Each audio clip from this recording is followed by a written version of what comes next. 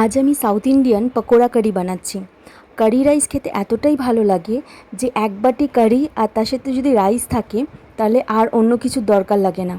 তো আমার এই রেসিপিটা খুবই প্রিয় একটা রেসিপি। তো আপনাদের সবার সাথে আমি শেয়ার করছি।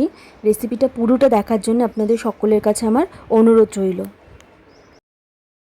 এই রেসিপির জন্য প্রথমে আমি বেসন নিলাম। এর মধ্যে আমি সামান্য পরিমাণে একটু হলুদ দেবো, পরিমাণ মতো নুন, তার সাথে কালো জিরে আর ড্রাই কারি লিভস আমি ভালো করে গুঁড়ো করে এর মধ্যে দিয়ে ভালো করে মিশিয়ে নেব। তারপর পরিমাণ মতন জল দিয়ে একটা ব্যাটার তৈরি করব। ব্যাটারটা খুব বেশি পাতলা বা খুব বেশি গাঢ় রাখবো না, মিডিয়ামভাবে আমি ব্যাটারটা তৈরি করব।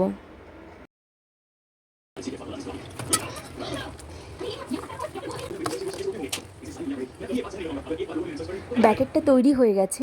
এবার ছোট ছোট করে পকোড়া আমি তৈরি করে নেব।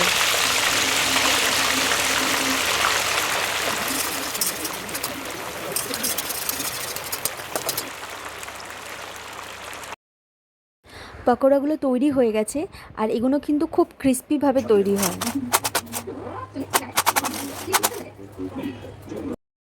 এবার কারি বানানোর জন্য যে গ্রেভিটা তার ঘোলটা আমি বানিয়ে নেবো। তার জন্য আমি প্লেন জল নিয়েছি, পরিমাণ মতো নুন, হলুদ, টক দই আর এর সাথে আমি বেসন অ্যাড করব।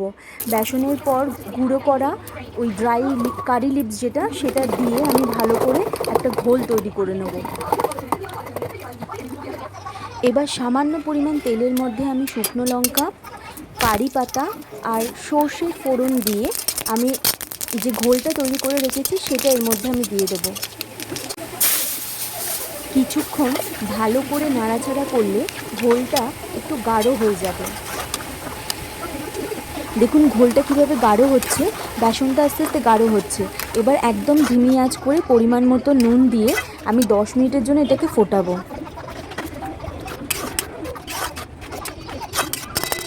এবার যে পকোড়াগুলো আমি ভেজে রেখেছি সেগুলো আস্তে আস্তে করে আমি এই কারির ওপরে ছড়িয়ে দেবো।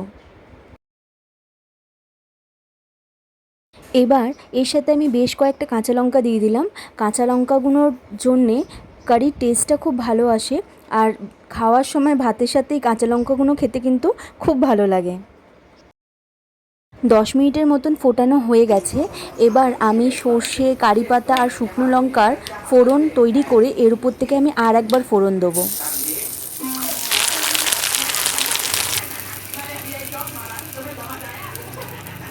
সাউথ ইন্ডিয়ান কারি পুরোপুরিভাবে তৈরি হয়ে গেছে আর এর সাথে শুধু চাই গরম গরম ভাত।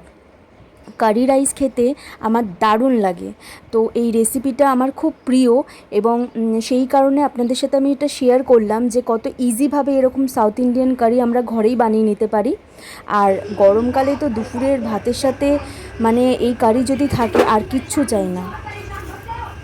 এই রকম ইজি হোমমেড রেসিপিগুলোর জন্য প্লিজ চ্যানেলটাকে সাবস্ক্রাইব করে নিন।